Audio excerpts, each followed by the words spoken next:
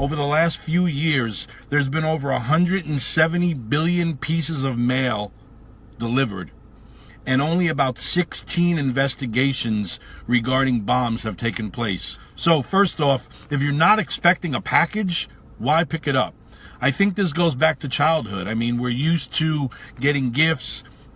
We're happy as children to receive gifts for our birthday or for Christmas or another holiday. So I think when we see a package waiting there for us, it's our own curiosity that instantly wants to just pick that package up. With this being said, obviously with all that's going on, if you're not expecting a package, then don't just pick that package up looking at it. What we would suggest is you want to look out for some suspicious activity of these packages. So first off, if there's a lot of postage on the package, that could be an alert signal. And the reason why is if there's multiple stamps, obviously the sender did not want to go face to face. They wanted the package to get through, so they put extra postage on there, but they didn't want to go face to face with someone either at UPS or FedEx or the United States Postal Service. So that's why they put that much stamps on it, so that the package still gets through, but they don't have to go face to face. You want to look out for the return label. If there's no return label whatsoever, that could be suspicious. And I would actually Google the address that's there. Maybe it's a fictitious address. That address doesn't even exist. That's an alert signal as well. I would also suggest looking at the postmark. If the postmark is in, let's say, Florida, that's where it was stamped, but the return address is in Texas, well, that's an alert signal. Why is the person who supposedly mailed it in another state of where it was actually postmarked? You want to look out for excessive taping of the package, an odor. Maybe that package emits some type of odor. Maybe there's some type of oil stain on that package. Obviously, if it's taped up really good in different areas, you also want to look out for misspelled words. I mean, if it says Chief Executive Officer and executive is spelled wrong, as you'll see in one of the photos that we provide in the comment section, for you to look at, for you to save, for you to share with your family members, share with your co-workers, print it, put it in the office. We want to make sure that we keep everyone safe. So look, we've talked about active shooters going into schools and churches.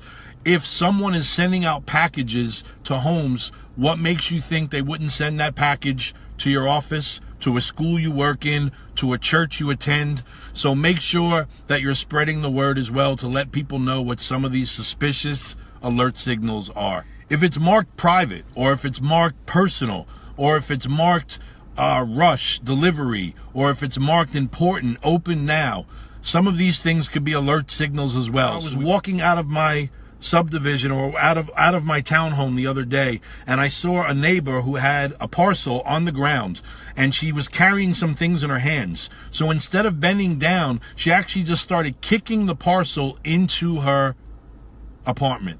So when you think about it, that's not safe. She didn't even look at who it was coming from, and now she's handling the item, and she's not even handling it safely. She's kicking the item. If that was an explosive, obviously that would have been a problem for her, for me, and everyone in that subdivision.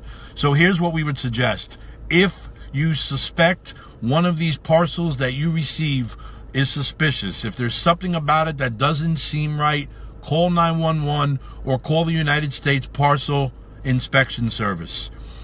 You can call them direct and you can report it. Don't feel shy. Don't feel like you're making a mistake. If something doesn't seem right, trust your gut feeling. In the meantime, I would isolate yourself from that package. I would also suggest opening all the windows, opening all the doors, because if it's an explosive, we don't want the windows blowing out. We want to provide as much area as we can. Also, don't put that parcel in a filing cabinet or a desk, because again, if it's an explosive, we don't want it exploding in a secluded area. We want it to be isolated, but in an open area if possible. We're going to provide a link in the comment section right below this video where you can look at some more tips. You can actually see that poster that was provided by the United States Postal Inspection System. We hope that you're able to follow some of this tips, and obviously we want everyone to stay alert and be safe. Thank you for signing in for another episode of Shedding Light. Remember, if you have a security issue, we have a credible solution.